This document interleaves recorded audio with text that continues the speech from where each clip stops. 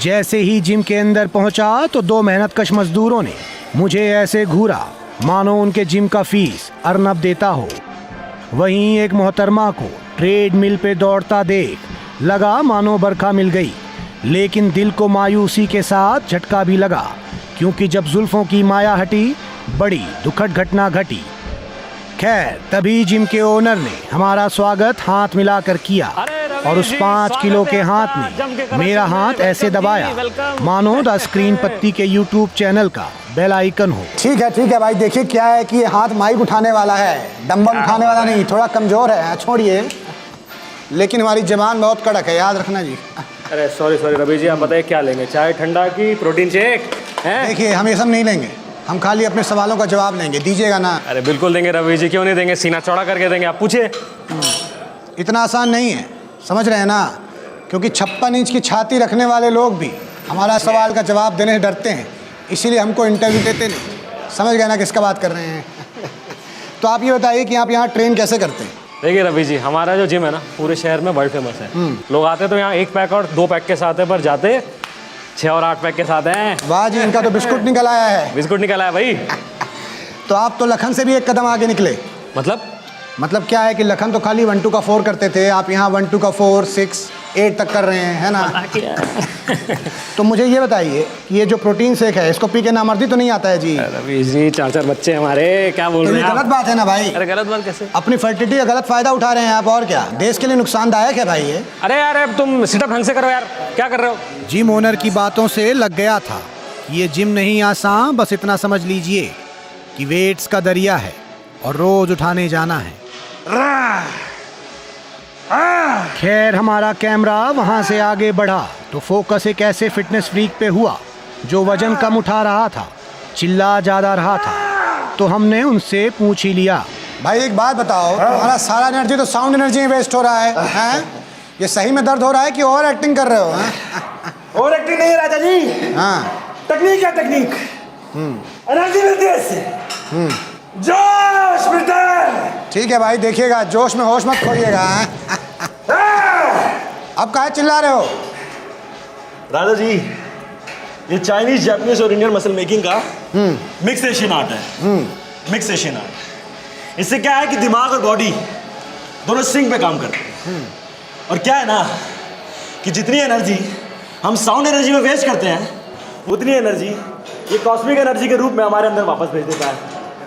और Raja ji, energy and matter are consciousness of your body, it is not equal to MC square. ये तो नित्यानंद बाबा के भक्त लग रहे हैं भाई, क्योंकि इतना डीप फिजिक्स का नॉलेज नित्यानंद के चेहरा लोग कोई होता है ना? देखो भाई, होश में जोश खो दिए। इनके मैटर का सारा एनर्जी लगता है कॉस्मोस में चला गया। अक्सर एग्जाम का रिजल्ट कोई नहीं दिखाना चाहता, लेकिन वर्कआउट का रिजल्ट जो भी हो दुनिया भर को दिखाते फिरते हैं। वैसे ही एक जिम मेंबर से हमारी मुलाकात हुई जो हर 10 मिनट में अपना बिफोर एंड आफ्टर चेक करने के लिए कभी अपनी सेल्फी निकाल रहा था तो कभी डंबल उठा रहा था। काफी कम हुआ है जी। 2 महीना में एकदम कैप्टन अमेरिका लगिएगा। एक दिन रवीश जी, एक दिन हम होंगे कामयाब। आखिर इतनी मेहनत कर रहे हैं, लेकिन हमको लगता है थोड़ा वजन कम करने की जरूरत है अभी भी। रवीश जी आपके लिए ये भी कर देते। अरे भाई, ये लीजिए रवीश जी। अरे भाई, हम बाहर नहीं अंदर के वजन कम करने की बात कर रहे थे, आप गलत सिस्टम पकड़ लिए। क्या कहा रवीश? कुछ नहीं कहे भाई। रवीश जी आपने कहा है, कुछ नहीं कहे, कुछ नहीं। रवीश जी आपने सिस्टम कहा है। सिस्टम रवीश जी, सिस्टम, वही तो। ये सिस्टम हमें हमारा वजन कम करने दे तब ना। अब आप बताइए रवीश जी, आप बताइए हमें, क्या हमारा काम सिर्फ वेट्स उठाना या वजन कम करना ही है? ये समाज के प्रति हमारा कोई फर्ज नहीं बनता? अब सड़क के किनारे जो समोसा, वड़ा पाव, चाउमीन, हक्का नूडल, जलेबी ये सब बेच के अपना घर का गुजारा करने वाले गरीबों का क्या होगा अगर हम स्वार्थी बनकर सिर्फ अपना वजन कम करने लगेंगे? क्या ये सिस्टम उन्हें पालेंगे रवीश जी? नहीं। एक और मोदी जी कहते हैं पकौड़ा बेचो, दूसरी ओर फिट इंडिया का नारा लगाते हैं। अब इंडिया फिट रहेगा तो पकोड़े खाएगा कौन रवीश जी? इसे डेवलपिंग नेशन नहीं कॉन्ट्राडिक्शन कहते हैं, कॉन्ट्राडिक्शन कहते हैं रवीश जी। और जब इनके समोसे और पकोड़े जब बिकेंगे नहीं ना, तो इन्हीं के बच्चे भूख और लाचारी के मारे क्रिमिनल्स बनेंगे, हाथ में गन पकड़ेंगे और चारों तरफ देश में दंगा होगा। तब ये टोन बॉडी और सिक्स पैक अब उनके 1 से 2 इंच की गोलियों का सामना कर पाएगी रवीश जी? नहीं। मैं पूछता हूँ रवीश जी, मैं पूछता हूँ, क्या ये जिम वाले अपने मेंबरशिप में सिक्योरिटी प्रोवाइड करेंगे रवीश जी? नहीं ना।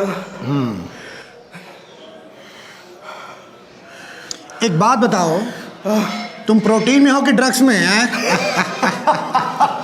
जी हम तो सिर्फ अंडे खाते हैं, देसी वाले ब्राउन रॉक। लेकिन भैया आपकी बात सुन के हमें ऐसा लगा कि आपको इस देश का रोजगार मंत्री होना चाहिए, क्योंकि आपने सिस्टम में बहुत अच्छा सिस्टम बना रखा है। मतलब आप मोटा हो के जिम आते हैं, यहाँ रोजगार बढ़ाते हैं, बाहर जाके फास्ट फूड खाते हैं ठेला में, उनका रोजगार बढ़ाते हैं। बहुत बढ़िया भाई, बहुत अरे रवीश जी नहीं, वो तो बस हमारा दिल ही कुछ ऐसा है, नन्ना सा। सही बात है, सही बात है। चंचल। तो विश्व युद्ध 2 के दौरान जब हिटलर को लोगों ने चारों तरफ से घेर लिया था, तो हिटलर ने भी कहा था चलो ये अच्छा हो गया, अब कहीं भी गोली चलाऊंगा कोई ना कोई तो मर ही जाएगा। ऐसी ही पॉजिटिविटी मुझे इनमें से आई। मुझे तो ऐसा लगता है कि इस देश को ऐसे ही बिल्डरों की, ऐसे ही युवाओं की ज़रूरत है। कुछ देर के लिए जिम में भारतीय ट्रेन वाली फीलिंग आ गई, जब किसी विदाउट टिकट पैसेंजर की तरह एक पहलवान को डंबल लेके बाथरूम में जाते देखा, तो हमने भी उसे टीटी की तरह जाके पकड़ लिया। क्या जी, क्या कर रहे हो? हाँ? अरे भाई हमारा कैमरा बाहर रह गया, हम रिपोर्टिंग कैसे करेंगे? खोलो। आओ जी। अच्छा वीरा, क्या कर रहा है भाई?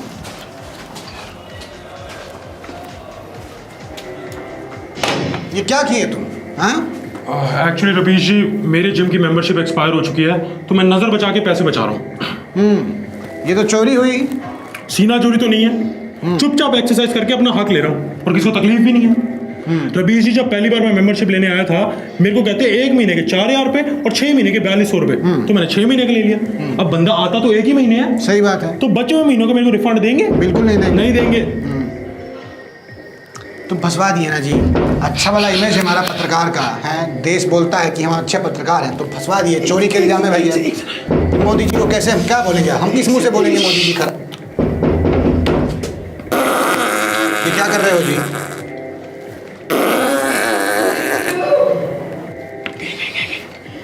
ये क्या किए तुम? परमाणु बम रवीश जी, इसकी धमकी काफी होती है, आप तो न्यूज़ पढ़ते ही हो। सही बात है। तो ये बताओ, जब तुम फीस दिए थे तो 5 महीने आए क्यों नहीं? आलस, और क्या, जाते जाते 5 महीने लग गए। बहुत आलसी था भाई आपका आलस। लेकिन ये बताओ, जब तुम यहाँ आते होगे गेट से, तो लोग पहचानते होंगे, तो कैसे बचते हो? रवीश जी मुझे इस जिम में सिर्फ मेरे डंबल पहचानते हैं, और वो तो बोल नहीं सकते। और वैसे भी आपने 3 डेट्स देखी होगी, जिम आने के लिए फीस नहीं, सिर्फ यूनिफॉर्म लगती है। हाँ, वो मैंने लॉकर रूम से ढापी है। तो देखिए भाई, अगर हिंदुस्तान सरकार को जासूसों की ज़रूरत है, तो यहाँ जिम में आके इन्हें उठा ले जाएं। क्या जासूसी करते हैं? मतलब काम कर देते हैं, किसी को पता नहीं चलता है ना। पता कैसे चलेगा? तब तक तो मेरी बॉडी बन चुकी होगी, हाँ। तब पकड़ के दिखाएं। सही बात। दूंगा पैन छोड़ोगे। ठीक है, हम जाते हैं। अगर आपको और कुछ चाहिए तो हम भिजवा दें। नहीं, रूम फ्रेशनर थोड़ा। रूम फ्रेशनर छोड़िए, कुछ अगर डंबल वंबल चाहिए तो बताइएगा। ठीक है, वो हम ले लेंगे। तुम भी चलो जी।